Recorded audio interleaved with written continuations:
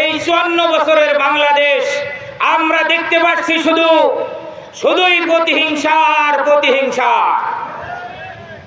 এক সময় এই দেশের স্বাধীনতার যাকে আমরা মধ্যমণি বলি বঙ্গবন্ধু, তাকেও প্রতিহিংসার বলি হতে হয়েছে এই দেশে। সম্মানিত উপস্থিতি, তারপরে শহীদ জিয়াকেও প্রতিহিংসার বলি হতে হয়েছে। ইদানিং বিগত 15 বছর আলেম ওলামা থেকে বিরোধী দলে যারা ছিল তাদেরকে প্রতিহিংসায় পালিয়ে থাকতে হয়েছে, জীবন দিতে হয়েছে। আমাদের প্রতিষ্ঠানগুলোর, বিশেষ করে আমাদের কলেজগুলোর অনেক স্যার 15 বছর পালিয়ে থাকছেন। আমাদের সন্তানদের কাছে আমাদের ছোট হতে হয়, আব্বু কেন পালিয়ে থাকে? ঠিক সেই ঘটনা আবার শুরু হয়ে গেছে।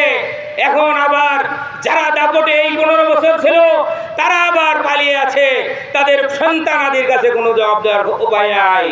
সম্মানিত উপস্থিতি, এই যে প্রতিহিংসা চলছে, শুধু তাই নয়, আপনারা কয়েকদিন আগে দেখেছেন এক প্রতিহিংসার ফলে মানুষকে পাথর দিয়ে মেরে সেই মৃত লাশের উপর লাফাচ্ছে আর লাফাচ্ছে, তবুও প্রতিহিংসা দমন হচ্ছে না।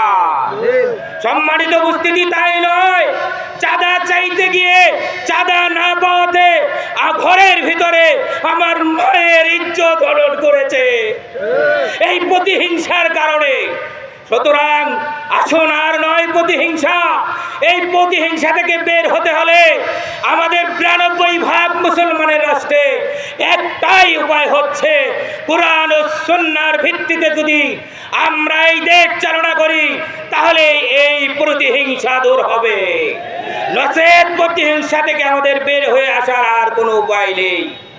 তাই আসুন সম্মানিত উপস্থিতি, আমরা সকল কিছু ভুলে গিয়ে আমরা এই 92% মুসলমান এবার সমস্যারে আওয়াজ তুলি। আমরা কোনো আলোচনা সমালোচনায় নাই, আলোচনা সমালোচনার ঊর্ধ্বে আমরা এবার ইসলামকে, কোরআন এবং সুন্নাহকে আমরা সংসদে নিয়ে যাব। আমরা সকলেই রাজি আছি ইনশাআল্লাহ। আল্লাহু আকবার। কোরআন সুন্নাহর বিকল্প নাই, কোরআন সুন্নাহকে আমরা নিয়ে যেতে চাই। সম্মানিত উপস্থিতি, আপনাদের এলাকার সন্তান হিসাবে আপনারা যদি আমাকে মনোনীত করেন, আমার বাড়ি ছিল অষ্টিমেশ্বর ইউনিয়ন, সিলমারি উপজেলা। ওইখান থেকে নদী ভাঙ্গার পরে আমি রাজীবপুর উপজেলার উত্তর কোদালগাড়িতে আমরা অবস্থান করি। সেখান থেকে বাড়ি ভাঙ্গার পরে আমরা রৌমারী উপজেলায় এখন অবস্থান করি। সুতরাং চরের যে অবস্থা, আমাদের এই দরিদ্রতম কুড়িগ্রাম জেলার সবচেয়ে দরিদ্রতম উপজেলা হচ্ছে রাজীবপুর, তার মধ্যে সবচেয়ে দরিদ্রতম এলাকা হচ্ছে আমাদের মোহনগঞ্জ ইউনিয়ন। এই চর অঞ্চলগুলো আল্লাহর রহমতে আমাকে মনোনীত করলে আমি চরের ছেলে হিসাবে ইনশাআল্লাহ সর্বপ্রথম আমার কাজ হবে নদী শাসন। যদি নদী শাসন হয়ে যায় তাহলে হাজার হাজার বেকারের সমস্যার সমাধান হবে ইনশাআল্লাহ। তারপরে আমি একজন শিক্ষক হিসাবে শিক্ষার মানের উন্নয়ন ঘটাবো ইনশাআল্লাহ। তারপরে আমাদের যোগাযোগ বিচ্ছিন্নতার কারণে আমাদের অনুন্নত এলাকা, ইনশাআল্লাহ যোগাযোগ ব্যবস্থার দিকে ইনশাআল্লাহ নজর দেওয়া হবে।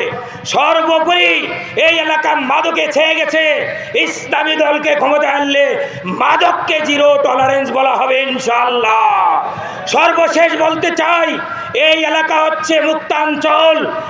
বিভিন্ন এমপি, বিভিন্ন সরকার চলে গেছে, মুক্তাঞ্চলের কোনো স্বাধীনতা আনতে পারে নাই।